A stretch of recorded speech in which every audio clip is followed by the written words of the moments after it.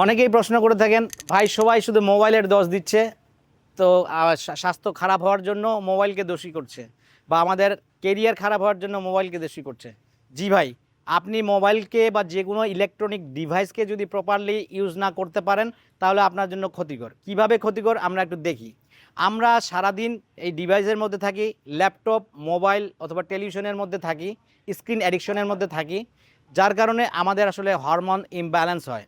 আমরা রাতে প্রচুর মানুষের অভ্যাস আছে যারা কিনা আমরা যখন ঘুমাতে যাই মোবাইলটা সাথে নিয়ে যাই। তো মোবাইলের যে রেডিয়েশন সেটা একটা বড় ক্ষতিকর দিক, যেটা আপনার ক্যান্সার থেকে শুরু করে মারাত্মক মারাত্মক রোগের কারণ হয়ে দাঁড়াতে পারে এবং দাঁড়াচ্ছেও। সেটা আমরা কেউ বুঝতে পারছি, কেউ বুঝতে পারছি না।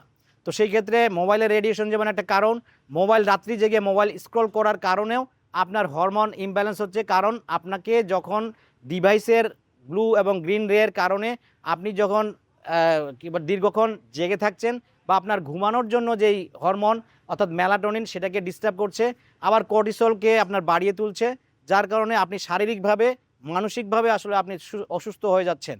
তো যার কারণেই আপনি অবশ্যই মোবাইল এবং ঘুমের একটা বড় সম্পর্ক আছে।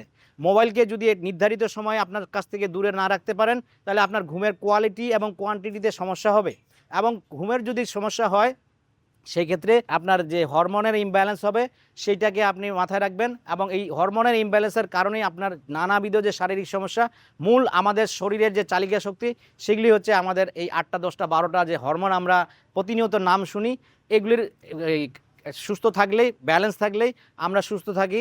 তো আমরা যদি প্রপারলি ঘুমাতে না পারি, টাইমলি না ঘুমাতে পারি, তাহলে আমাদের হরমোন ইমব্যালেন্স হবে। হরমোন ইমব্যালেন্সের কারণে আপনার সারা জীবনের যে লাইফস্টাইল পদ্ধতি সব চেঞ্জ হয়ে যাবে, যার কারণে আপনি অসুস্থ জীবনধারার মধ্যে ঢুকে যাবেন। তাই আসুন মোবাইলকে মোবাইলের জায়গায় রাখি, কাজের সময় কাজ করব, এর বাইরে তাকে নিয়ন্ত্রিত করি। আমরা অযথা ফেসবুক, ইউটিউব এগুলি স্ক্রলিংয়ের মধ্যে না যাই। নির্ধারিত সময় ঘুমানোর 1 ঘন্টা আগেই মোবাইলকে আপনার কাছ থেকে দূরে রাখুন, যাতে করে আপনি প্রপারলি কোয়ালিটি কোয়ান্টিটি নিয়ে ঘুমাতে পারেন। আসুন আমরা মোবাইল যেমন ব্যবহার খুব জরুরি, ঠিক ঘুমটাও আমার তেমনই জরুরি। এই জন্য ঘুম এবং মোবাইলের সম্পর্কটাকে একটা হেলদি রিলেশনশিপে নিয়ে যাই। যদি ভিডিওটি ভালো লেগে থাকে তাহলে লাইক দিবেন এবং শেয়ার করবেন। আর যদি কোনো প্রশ্ন থেকে থাকে আমাদেরকে প্রশ্ন করবেন, আমরা উত্তর দিব ইনশাআল্লাহ।